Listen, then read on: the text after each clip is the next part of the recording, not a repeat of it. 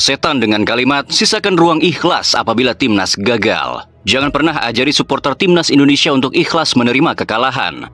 Karena itu adalah makanan kami selama berpuluh-puluh tahun lamanya. Kami sudah terlalu sering menerima pahitnya kekalahan. Terlalu sering menunduk menahan perih setiap kali peluit panjang berbunyi. Jadi jangan ajari kami soal menerima. Tapi ajarilah dunia bagaimana rasanya terus percaya pada tim ini. Bahkan ketika semua negara meragukan Indonesia. Kini kita punya pemain-pemain hebat.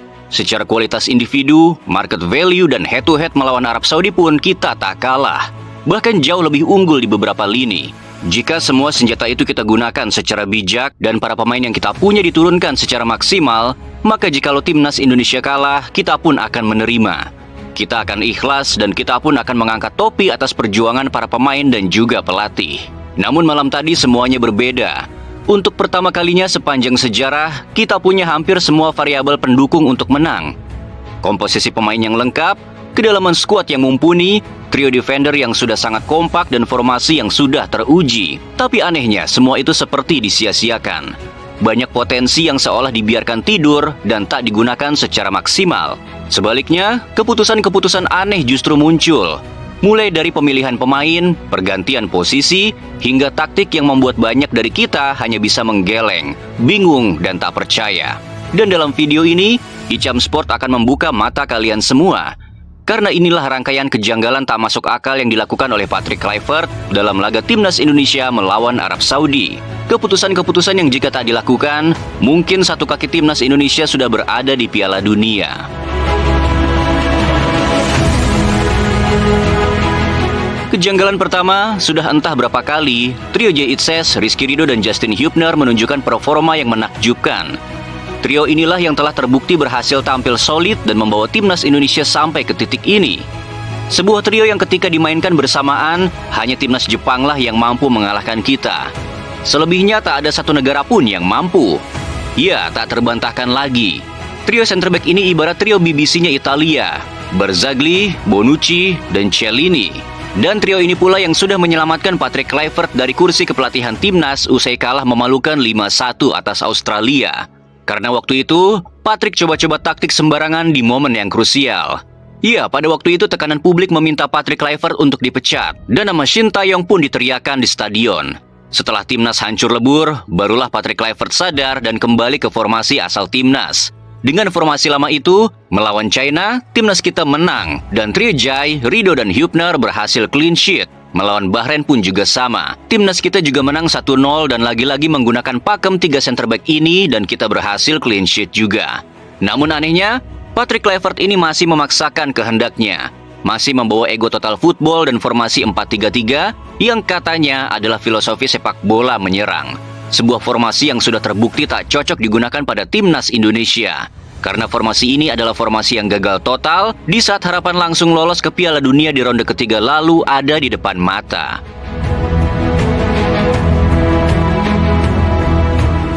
Seperti orang yang tak bisa belajar dari kesalahan, saat menghadapi Arab Saudi, justru formasi semacam ini digunakannya kembali. Bahkan kali ini lebih berbahaya dan dramatis lagi.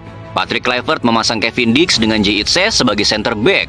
Yang semua kita tahu bahwa Kevin Dix itu posisi aslinya adalah sebagai full back kanan.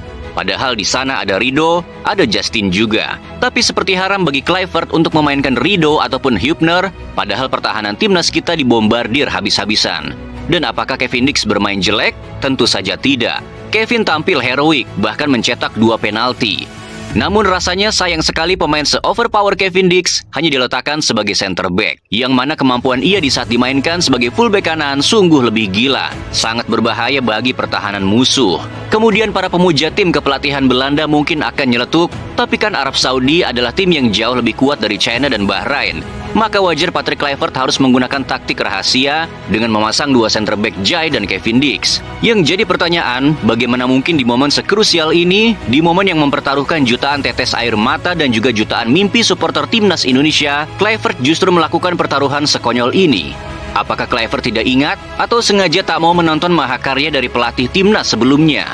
Yang mana dengan skuad yang hampir mirip, bahkan dengan pelatih yang sama pula, tim Arab Saudi ini berhasil timnas Indonesia taklukkan dengan skor 2-0 tanpa balas. Sungguh aneh. Lawan Saudi kita menang 2-0 dengan trio ini, Lawan China kita menang 1-0 dengan trio ini. Dan melawan Bahrain kita menang 1-0 juga. Lagi-lagi dengan trio Jai, Hübner, dan Rido. Dan seperti ingin menghancurkan harapan publik sepak bola Indonesia, dia justru memakai formasi yang jelas gagal total yang membuat kita hancur melawan Australia. Bahkan saking geramnya, seorang Justin Hübner sampai-sampai merepost sebuah postingan. Yang mana di postingan itu ada gambar dirinya dengan tulisan, "Kita semua setuju, siapa yang seharusnya berada di lapangan." Walaupun repostan itu telah ia hapus, namun sangat terasa geramnya seorang Justin Hübner. Bagaimana mungkin performa impresif yang begitu apik yang dia tampilkan sejauh ini bersama Jai dan Rido justru sama sekali tak dipakai oleh Patrick Kluivert dalam momen sekrusial ini.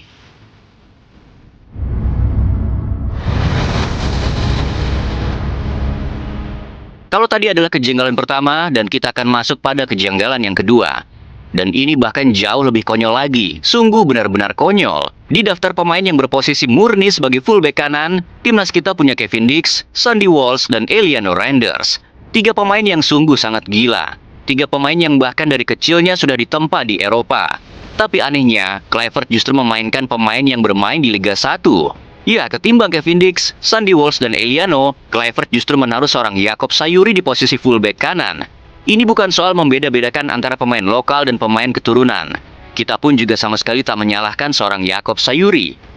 Namun yang jadi pertanyaannya, bagaimana mungkin Jakob yang di klubnya bermain sebagai winger, di timnas Indonesia bahkan di momen sekrusial ini, Kluivert justru meletakkan seorang Jakob yang notabene adalah winger menjadi seorang fullback kanan. Jakob di klubnya dilatih dan ditempa untuk bagaimana membongkar pertahanan musuh lewat sisi sayap, bukan dilatih untuk bertahan. Dan anehnya saat formasi hanya 2 center back, fullback kanannya pun justru adalah seorang winger.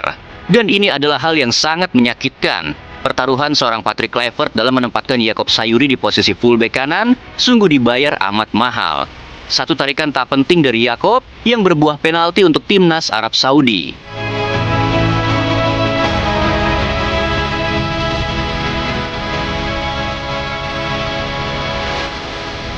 Satu gol dari bola rebound yang lagi-lagi jatuh di posisi seorang Jakob Sayuri.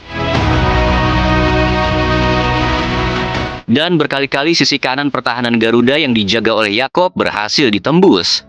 Bahkan pemain lawan langsung berhadapan one by one dengan seorang Marten Pas.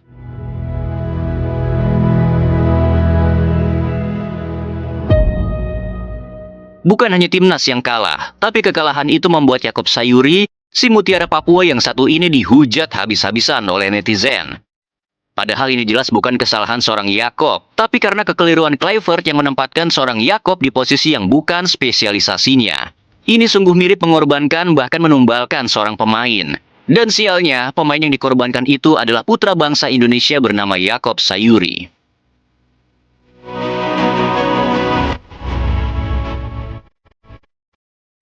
Dan masuklah kita pada kejanggalan yang ketiga. Kejanggalan ini pun masih membuat sakit hati kita semua. Di daftar pemain timnas, kita punya Nathan Choaon. Kita juga punya Tom Hai. Bahkan jika ditarik lagi jauh ke stok pemain timnas, kita masih punya seorang Ivar Jenner yang tak ditoleh sama sekali oleh Kluivert. Lagi dan lagi, Patrick Kluivert justru mencoba-coba pemain di momen sepenting ini.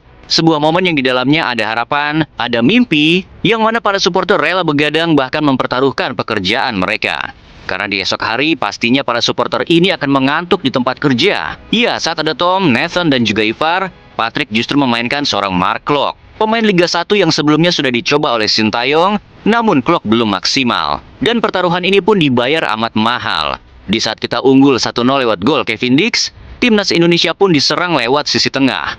Yang terjadi, Klok gagal melakukan clearance dan bola berhasil direbut oleh pemain Arab Saudi. Dan terjadilah gol pertama bagi tim tuan rumah, yang mana gol ini adalah pemicu semangat mereka untuk merebut kembali ritme pertandingan.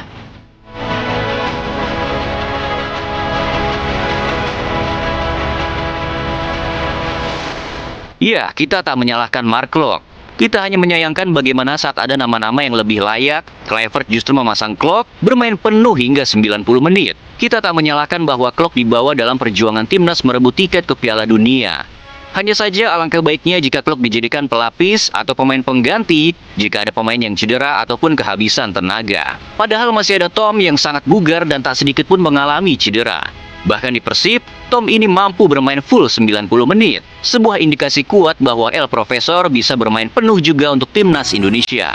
Kemudian pencoretan nama Nathan di daftar susunan pemain pun menjadi pertanyaan. Padahal Nathan sudah mendapat menit reguler di klubnya. Ratingnya selalu hijau. Bahkan di timnas Indonesia, Nathan seperti menemukan sentuhannya kembali. Yang para supporter bilang, Nathan is back. Kita pun bertanya-tanya pada Kluivert, bagaimana bisa pemain yang lagi on fire justru dibuang seperti itu? Apakah pencoretan Nathan ini adalah alibi dan pembenaran jika Kluivert tak punya pilihan lain agar bisa memainkan Klok selama 90 menit? Karena tak ada nama lain yang bisa menggantikan seorang Klok itu sendiri.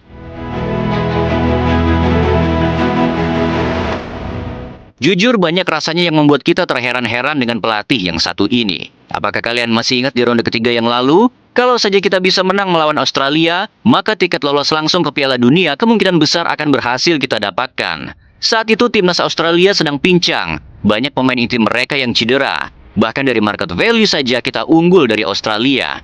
Case-nya mirip sekali dengan yang terjadi saat melawan Arab Saudi kali ini. Coba kalian ingat baik-baik. Saat itu, Nathan belum dapat klub yang memainkannya secara reguler.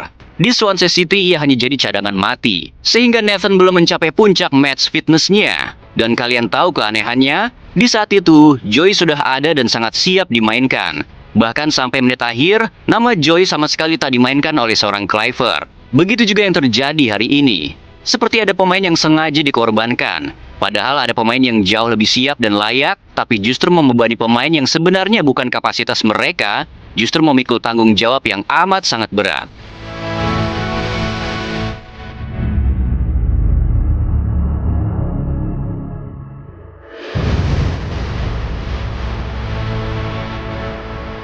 Lalu ada satu cuitan yang membuat kita tertunduk sambil memegang kepala.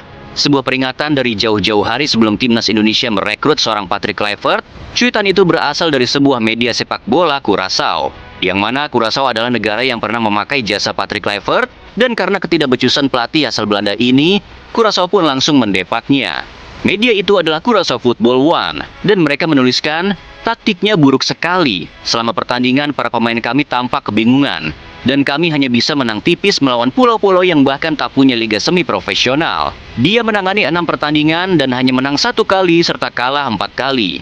Di kualifikasi Piala Dunia, dia memainkan salah satu gelandang kami sebagai pemain sayap dan gelandang bertahan sebagai penyerang.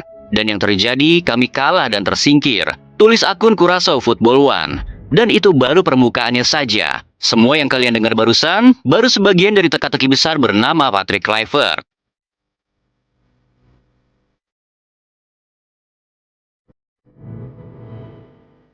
Karena di video selanjutnya, kita akan membedah lebih dalam. Keanehan demi keanehan, strategi demi strategi, bagaimana seorang Patrick Kluivert menjadikan Indonesia adalah bahan eksperimennya. Yang membuat jutaan pendukung Garuda hanya bisa menatap layar dengan dada sesak dan kepala penuh tanda tanya. Jadi, jangan kemana-mana. Karena di part 2, Icam Sport akan mengungkap hal ini jauh lebih dalam. Yang bisa jadi adalah alasan mengapa mimpi Piala Dunia kita kembali tergantung di ujung tanduk. Padahal kita sungguh layak berada di sana.